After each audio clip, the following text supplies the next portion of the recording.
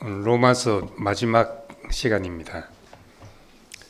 로마서 15장 22절에서 33절 읽겠습니다.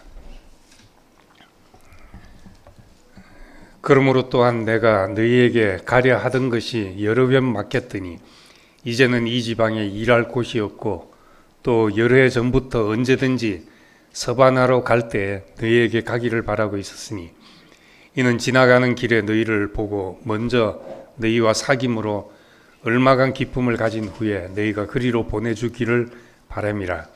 그러나 이제는 내가 성도를 섬기는 일로 예루살렘에 가노니 이는 마게도니아와 아가야 사람들이 예루살렘 성도 중 가난한 자들을 위하여 기쁘게 얼마를 연보하였음이라. 저희가 기뻐서 하였거니와 또한 저희는 그들에게 빚진 자니 만일 이방인들이 그들의 영적인 것을 나눠 가졌으면 육신적인 것으로 그들을 섬기는 것이 마땅하니라. 그러므로 내가 이 일을 마치고 이 열매를 그들에게 확정한 후에 너희에게 들렀다가 서바나로 가리라. 내가 너희에게 나아갈 때 그리스도의 충만한 복을 가지고 갈 줄 아노라. 형제들아, 내가 우리 주 예수 그리스도와 성령의 사랑으로 말미암아 너희를 권하노니 너희 기도에 나와 힘을 같이하여 나를 위하여 하나님께 빌어 나로 유대에서 순종하지 아니하는 자들로부터 건짐을 받게 하고 또 예루살렘에 대하여 내가 섬기는 일을 성도들이 받을 만하게 하고 나로 하나님의 뜻을 따라 기쁨으로 너희에게 나아가 너희와 함께 편히 쉬게 하라. 평강의 하나님께서 너희 모든 사람과 함께 계실지어다. 아멘. 16장까지 다 읽으면 좋겠는데 기니까 이제 각자 읽으시고 15장까지만 읽었습니다. 로마서는 바울의 이제 3차 전도 여행 말기 고린도에서 3개월 머물면서 이제 동방 선교를 마무리하고 이제 서방역으로 향하는 길에서 이 편지를 쓰게 됐습니다. 이후의 계획은 오늘 있는 대로 예루살렘으로 가서 아가야와 마게도니아 지역 형제들의 헌금을 전달하고 그리고 스페인으로 가는 길에 로마에 너희에게 들린다. 너희가 나를 이제 스페인으로 보내주면 좋겠다 하는 이제 당부의 말을 하고 있습니다. 그 사도행전에서 이제 땅끝까지 내 증인이 되리라 했는데 이 땅끝 마을은 이제 바울에게는 스페인이었습니다. 그런데 이제 사도행전에 도달한 곳은 로마까지의 기록이 있습니다. 근데 바울은 왜 고린도에서 곧장 로마로 직행하지 않고 다시 해안을 둘러서 예루살렘에 갔다가 로마로 향하려고 이런 계획을 가졌는가 한 겁니다. 우리 바울의 여정을 보면은 거미줄로 집 짓는 모습이 연상이 됩니다. 1차 전도 여행은 수리아의 안디옥에서 시작해서 소아시아 지역을 한 바퀴 돌아서 안디옥으로 돌아오는 여정이었습니다. 2차 전도 여행도 안디옥에서 시작해서 아시아를 돌고 다시 이제 빌립보 지방 유럽으로 건너가서 빌립보, 데살로니가, 고린도 교회 이제 등지에서 선교를 하고 아시아로 다시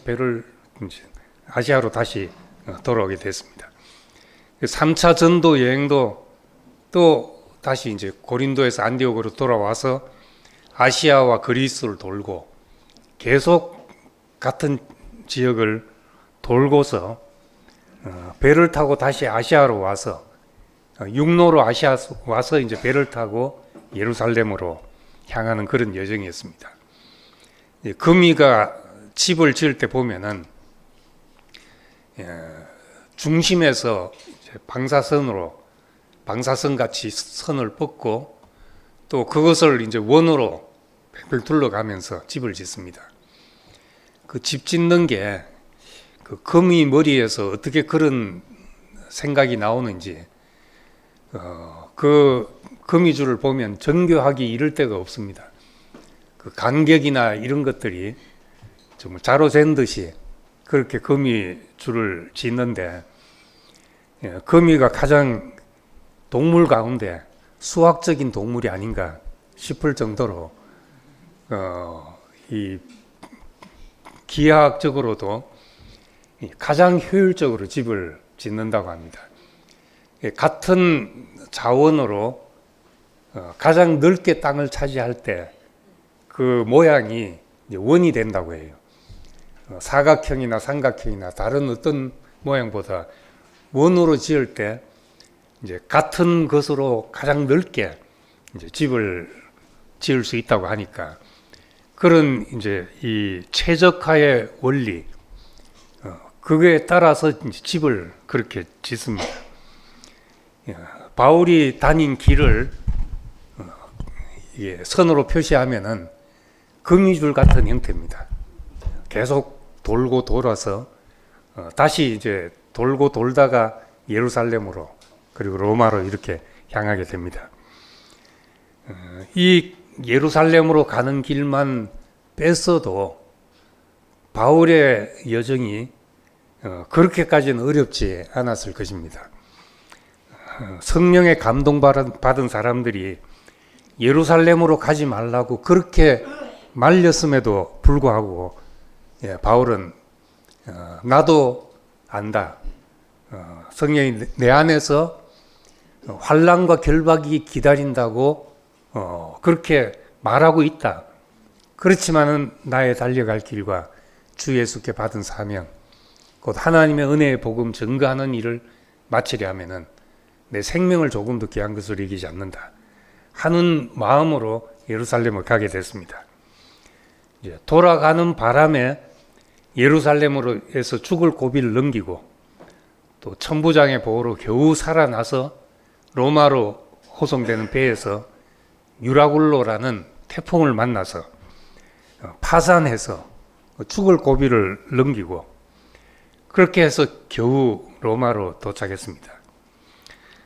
여기 오늘 25장은 예루살렘으로 가기 전에 쓴 글인데 이런 당부를 하고 있습니다. 끝에 너희 기도에 나와 힘을 합해서 나를 위해서 기도해 달라.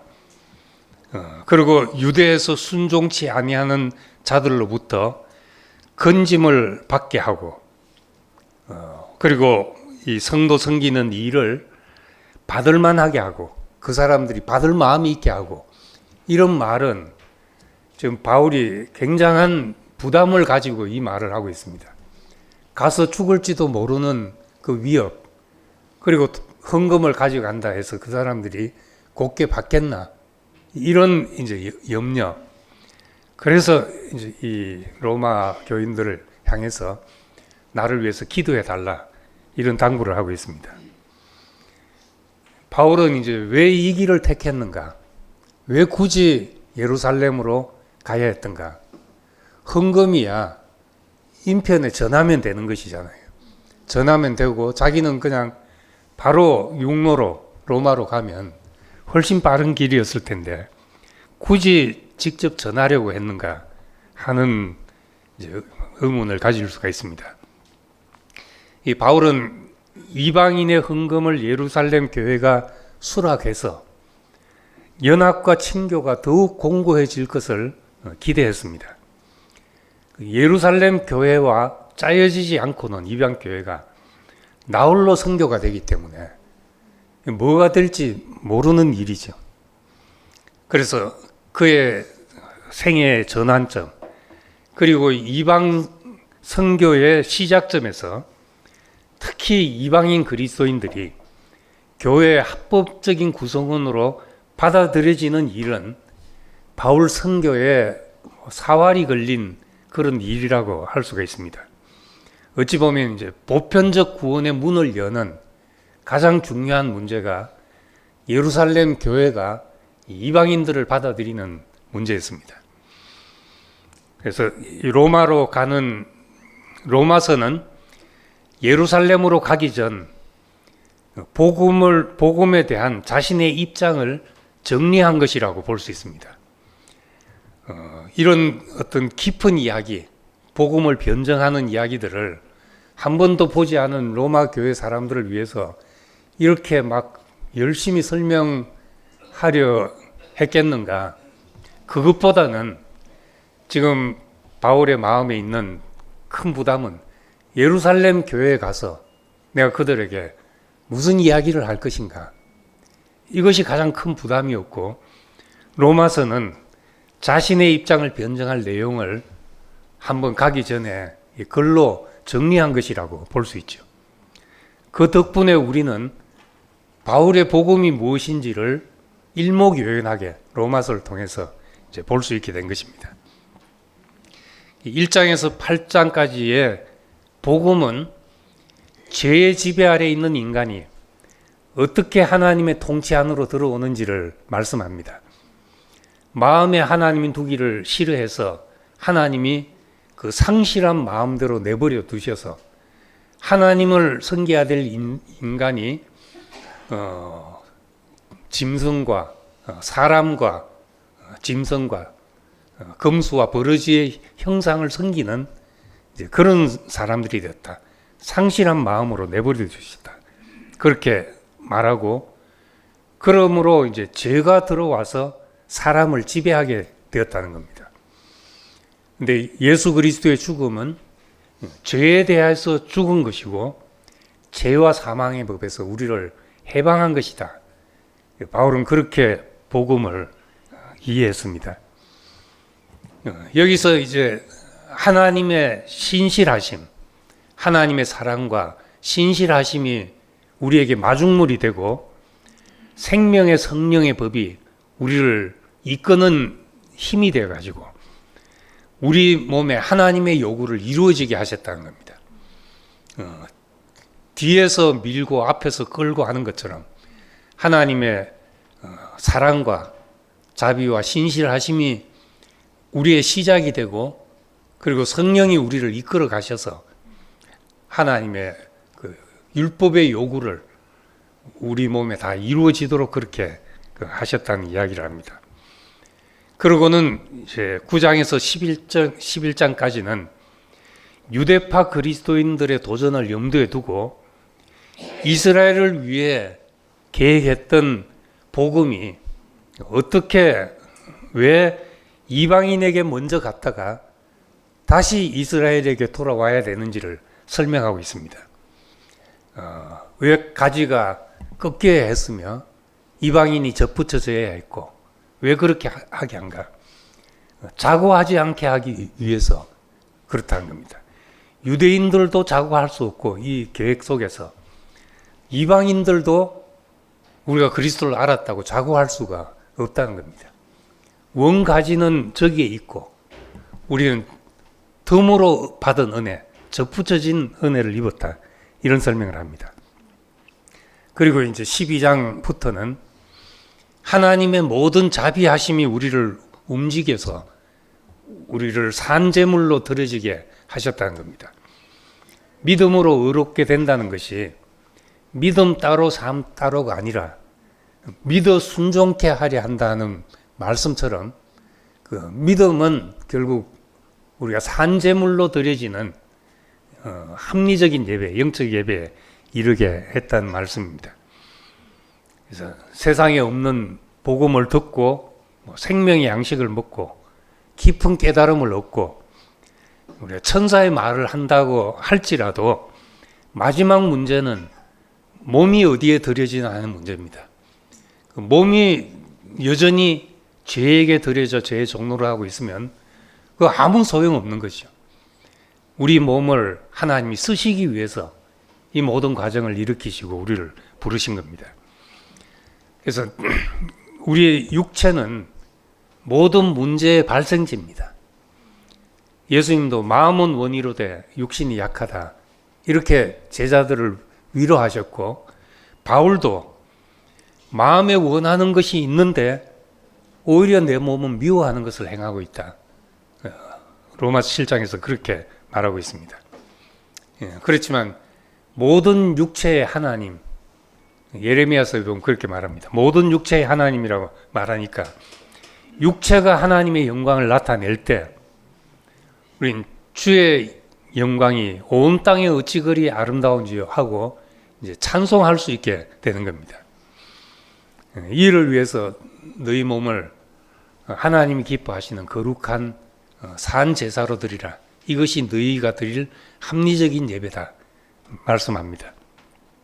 그리고 이후의 권면은 철저히 공동체적인 맥락에서 권면하고 있습니다. 12장 3절에 마땅히 생각할 그 이상의 생각을 품지 말고 오직 하나님께서 각 사람에게 나눠주신 믿음의 분량대로 지혜롭게 생각하라. 이 말은 우리가 복음을 받아서 큰 깨달음을 얻었다 하더라도 자기 몸을 부분으로 인식하라는 말입니다. 마땅히 생각할 그 이상의 생각을 품지 말고 내 분량만큼이다 이렇게 생각하라는 말씀입니다. 나만 알았다든지 우리만 특별하다든지 우리가 세상에 없는 교회라든지 세상을 우리가 다 돌아다녀 봤습니까? 동네도 안 돌아다녀 보고 세상에 없다는 소리를 하거든요. 하나님이 이 인간에게 무슨 일을 하셨을지 우리가 다 모르니까 마땅히 생각할 그 이상의 생각을 품지 말라는 말씀을 하는 겁니다. 그래서 우물 안에서 보면은 세상의 크기는 우물의 지름하고 같다 그러잖아요. 그것이 세상인 거죠. 어떤 시골의 산속에서 사는 할아버지 할머니가 대화를 나누면서 세상에 돈이 얼마나 많은 줄 아냐고, 이 세상 돈을 다 합하면 1,000만 원도 넘을 거라고 그러다 하잖아요. 그건 자기 우물에서 보니까 그렇게 보이는 겁니다. 각 사람에게 나눠주신 믿음의 분량, 나만큼 내 그릇만큼 아는 것이다. 그래서 우리는 연합이 필요한 것입니다. 나로서 다 알 수 없기 때문에. 내가 아는 것은 조개 껍데기로 바닷물을 헤아리고 있는 것과 같다. 조개 껍데기에 바닷물을 다 담을 수 없듯이 내가 하나님에 대해서 아는 것은 조개 껍데기에 담긴 바닷물 정도다. 그것이 그것도 큰 거죠. 그게 정확한 표현일 수 있습니다. 그래서 14장, 15장은 나와 다른 사람과 어떻게 관계를 맺고 살아가는지를 말씀합니다. 네가 왜 판단하냐? 네가 주인이 아닌데 왜 주인처럼 판단하냐? 하나님이 그를 받으셨다. 하나님이 필요해서 두신 사람이다. 그가 넘어지거나 서거나 그 문제는 자기 주인에게 있는 문제다. 그건 하나님과 그 사람의 문제지 네가 관여할 문제가 아니다. 이런 말씀을 하고 있습니다. 그래서 14장 13절에 우리가 다시는 서로 비판하지 말고 도리어 부딪힐 것이나 거칠 것을 형제 앞에 두지 않도록 주의하라. 내 옳음과 내 자유가 다른 사람에게 장애물이나 걸림돌이 되지 않게 주의하라 하는 말씀을 하고 있습니다. 이것은 각자 프라이버시를 지켜주라는 말이 아닙니다. 그래야지만 걸림돌이 되지 않게 해야만 우리가 연결되고 건축될 수 있기 때문입니다. 연결되고 건축되지 않으면은 우리의 다양성이란 것은 에스겔서에 나오는 골짜기에 늘려져 있는 해골뼈에 불과한 것이요. 그 뼈다귀 하나 뭐에 쓰겠습니까? 그런데 생기가 들어와 연결되니까 큰 군대가 돼서 쓸모가 있게 된 것입니다. 우리가 혼자서 크리스마스를 캐롤 틀어놓고 촛불 켜놓고 스톨레 케이크입니까? 그걸 스톨렌 케이크입니까? 그걸 자르고 있어야 무슨 풍성이 있겠습니까? 근데 와서 그냥 내 노래 하나 준비해서 왔는데 그런 풍성한 잔치가 되지 않습니까? 그래서 이 인간이 구석기 시대 이래로 뇌 용량이 줄어들었다고 해요. 줄어드는 것이 퇴화가 아니고 효율성이 증대된 거죠. 왜냐하면은 혼자 다 기억할 필요가 없고 혼자 다 잘할 필요가 없기 때문에 내 머릿속에 다 저장해 놓을 필요가 없으니까 뇌가 조금 적어져도 에너지를 적게 써도 이제 전보다 훨씬 더 많은 것을 할 수 있는 뇌가 된 것입니다. 그래서 핸드폰 제조회사는 매년 보면 이제 새 제품을 내면서 얇게 하고 부피를 줄이고 그리고 전기 효율을 높이고 전기를 더 적게 쓰게 만들고 그렇게 합니다.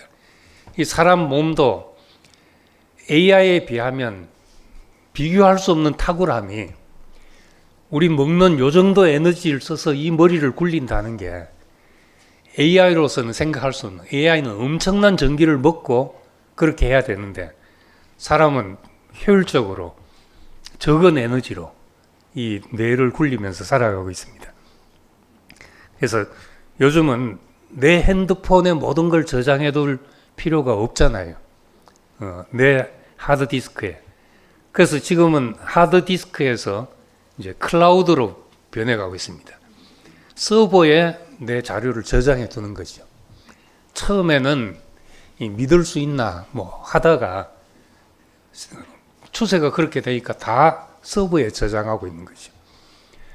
그렇게 되면 내가 개인 하드디스크를 가질 필요가 없이 또 장점은 어디서나 접속이 되면은 그 자료를 꺼내 쓸 수 있고 이렇게 된 겁니다. 이 연결의 힘이 그만큼 엄청난 거죠. AI, AGI 하는 것도 전부 연결되었기 때문에 그런 놀라운 일이 이제 발생을 하는 겁니다. 그래서 우리는 어떤 개인의 깨달음, 개인의 어떤 득도하는 뭐 그 일도 참 그런 사람들도 놀라운 일이지만은 우리는 정말 가난한 사람들이 모여서 보리떡 5개와 물고기 2마리를 내놓고 모든 사람이 잔치를 벌이는 그런 사회를 가고 있는 것입니다. 바울은 이 로마서를 통해서 무엇이 복음인지를 말씀했고 우리 몸의 산제사를 통해서 성육신적인 방향을 제시하고 그리고 유대인과 이방인이 하나 되어 온전한 사람을 이루어 하나님의 통치가 완성되는 비전을 제시했습니다. 그리고 16장 끝에 선교 여정을 함께 했던 이제 여러 사람들을 16장에서 소개하고 있습니다. 바울의 보호자가 된 베베 자매, 바울의 목숨을 위해서 자기 목까지라도 내놓을 그런 마음으로 살아갔던 브리스가와 아굴라, 그 아시아의 첫 열매 에베네도, 감옥에 함께 갇혔던 사람들, 이런 사람들을 계속 언급하면서 한 사람 한 사람을 언급합니다. 이게 마치 바울의 그 가슴 깊이 묻어둔 보석 상자에서 자기가 보석처럼 귀하게 여기는 한 사람 한 사람들을 끄집어내고 있는 그런 모습입니다. 사람 살아보면 문제 없는 사람이 어디 있겠습니까? 문제 없고 허점 없는 사람 아무도 없죠. 그런데 바울에게 기억될 때는 이 사람들이 가장 중요한 한마디로 기억되잖아요. 이 사람은 내 보호자였다. 뭐 잔소리를 얼마나 많이 했겠습니까? 그렇지만 그거 다 제껴놓고 나에게 보호자가 되어줬다. 자기 목숨을 내 목숨과 바꾸려고 했던 사람들이다. 이런 것만 기억하고 있습니다. 제가 캐나다 가서 한 1년쯤 지났을 때 아는 분을 통해서 연락이 와서 중고등학생 남매가 이제 조기 유학을 와 있는데 도저히 적응을 못해서 좀 찾아가 봐주면 좋겠다고 그렇게 연락이 와서 이제 그러겠습니다 하고 찾아갔죠. 남매가 이제 왔는데 부모 떠나서 있으니까 뭘 해야 될지도 모르고 그런 상태로 있는 거예요.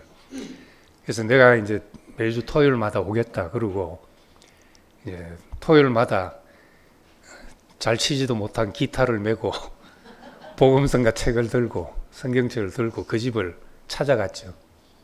찾아가서 매주 토요일마다 이제 말씀을 나누고 또 먹을 걸 싸들고 가서 이제 같이 먹고 그렇게 교제를 했는데 하다 보니까 애들이 이제 한둘 모여서 한 10명까지 이래 모였습니다. 그 학교에 유학 온 애들이 이제 이런 분이 토요일마다 온다. 먹을 거 사가지고 온다 했는지. 와서 이제 10명 모였는데 처음 모일 땐 좋은데 모이고 나니까 문제가 눈에 너무 많이 보이는 거예요. 얘들이 유학을 왔는데 정말 이 비싼 돈 들여왔으면 다부지게 해야 되는데 이 자유를 감당할 수 있는 아이들이 잘 없는 겁니다. 10명에 하나, 그 중에 이제 한 명, 정말 공부 열심히 하는 학생이 한 명 있었고, 나머지는 자유를 주체할 수 없는 사춘기 때, 그래서 자유연애 시대가 된 거예요. 제가 눈 뜨고 못 볼 정도로 애들이 막 꽁냥꽁냥 만지작거리고 하는데, 이것들이 정말 싶은 생각이 속에서 들고, 그리고 이제 모임 1시간 마치면은 먹고 이제 애들이 이제 코리아타운에 데려다 달라는 거예요. 이제 거기 가서 이제 좀 시골에 있는 동네였기 때문에 거기 가서 자기들이 가자면 차 타고 먼 길인데 제가 데려다 주면 한 4, 50분이면 되니까 그렇게 이제 데려다 주고 오는데 처음엔 애들 한 거 보니까 이게 미래도 안 보이고 이 일을 계속 해야 되나 싶은 생각도 드는데 내가 이런 마음을 가지고는 애들한테 내가 걸려서 말씀을 못 하겠다 싶은 거예요.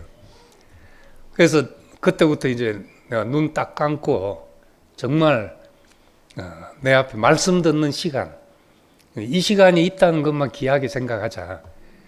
이게 어디냐. 그래도 1시간 자기들의 목적을 위해서 세금 내는 기분으로 1시간 길을 열어놓고 있지만은 그 세금이 어디냐. 그래서 한 가지만 생각하고 이 많은 아이들 중에 내 말을 들으려고 지금 앉아있다. 이것만 해도 얼마나 귀한 일이냐.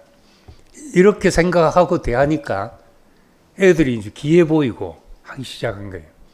한 2년 그렇게 하다가 이제 IMF가 터져가지고 애들이 이제 한국으로 대부분 돌아가고 뿔뿔이 흩어졌는데 저도 그때 이제 30대잖아요. 젊은 말씀을 전하려는 의욕도 있지만은 젊은 혈기에 얼마나 보이는 게 많았겠습니까?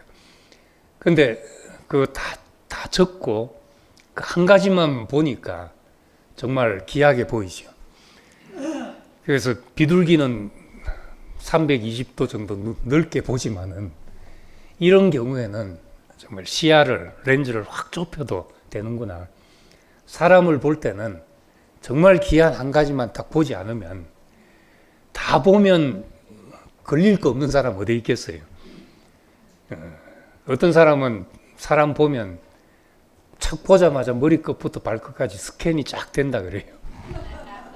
그래서 뭐 헤어스타일이 어떻고 신발을 뭐 신었고까지 한눈에 보인다고 하는데 저는 이 눈이 잘 안 보여가지고 헤어스타일을 어떻게 했는지 바뀌었는지 이런 게 전혀 안 보입니다. 덜 보이는 걸 저는 다행으로 생각하고 좀 지금도 마찬가지지만은 이렇게 뭐 어쨌든 뭐 어떤 이유에서든 교회 오자면 1시간 앉아서 30분은 길을 열어놓고 있어야 되니까 이것만 해도 저한테는 이 세상에 무엇과도 바꿀 수 없는 귀한 사람들인 거죠. 그래서 하나만 보고 주워 담으면 정말 우리 인생 보석 상자에 담길 것이 많다는 겁니다. 이 세상에 정말 이 풍랑이 있는 바다에서 우리는 보트에 함께 탄 사람들 아니겠습니까? 보트 피플이라고 생각하면 얼마나 이 함께 하는 것이 귀한 것인지 모릅니다. 이 바울의 보석 상자에 담긴 사람들, 자기 인생을 돌아볼 때 기억하지 않을 수 없는 사람들이었을 겁니다. 바울이 정말 죽을 고비를 넘기는 힘든 시간에 함께 하는 사람들이었기 때문에 이 사람들을 잊을 수 없어서 이 사람들 한 사람 한 사람 이름을 이 서신 마지막에 이렇게 언급하고 있습니다. 이 바울이 자기 가슴 깊이 묻어둔 소중한 사람들을 꺼내듯이 우리도 우리의 그 가슴 깊은 곳에 그 형제들이 아름다운 이름과 함께 아름다운 수식어와 함께 담겨져서 우리가 사람들 앞에 사람을 자랑할 수 있는 사람이 될 수 있기를 바랍니다. 그래서 로마서가 어떤 사정에서 나왔든지 우리에게는 복음이 무엇인지를 잘 보여줬고 그 복음은 궁극적으로 내 몸이 드려지고 하나님이 부르신 모든 사람들과 함께 연결이 되어서 해 뜨는 데부터 해 지는 데까지 당신이 거하는 집이 되게 하시려고 우리를 부르신 것입니다. 이 고귀한 하나님의 부르심 안에 우리가 그 한 여정을 걸어가고 있는 사람들입니다. 그래서 참 이제 한 해를 보내면서 그 1년 동안도 함께한 사람들 너무너무 감사하고 너무너무 귀하고 또 내 인생의 그 깊은 곳에 그 담아둘 형제들로 바울과 같은 마음을 가지게 됩니다. 주님께 감사드립니다. 기도하겠습니다. 사랑의 아버지 하나님, 예수 그리스도의 죽으심과 다시 사심 안에서 하나님의 사랑과 하나님의 신실하심을 발견하게 하시고 우리를 당신의 목적 안으로 이끄시기 위해서 성령이 말할 수 없는 탄식으로 우리를 위해서 기도하고 있는 것을 알게 됩니다. 주님, 우리 인생을 한순간도 우리가 헛된 데 쓸 수 없고 죄의 욕망의 지배 아래에 있을 수 없는 사람임을 알게 됩니다. 주께서 우리를 다스리시고 지배하시고 우리가 주께 믿어 순종케 된 사람이 되어서 우리 몸이 산제물로 드려지게 하시고 여기 모인 한 사람 한 사람 우리가 귀한 이름으로 우리에게 담겨져서 서로 연결되고 또 나아가 많은 교회들이 연결되고 하나님의 우주적인 몸이 건축되게 되기를 원합니다. 우리의 방향을 보여주시고 우리가 갈 길을 또 바울을 통해서 보게 하신 것을 감사드립니다.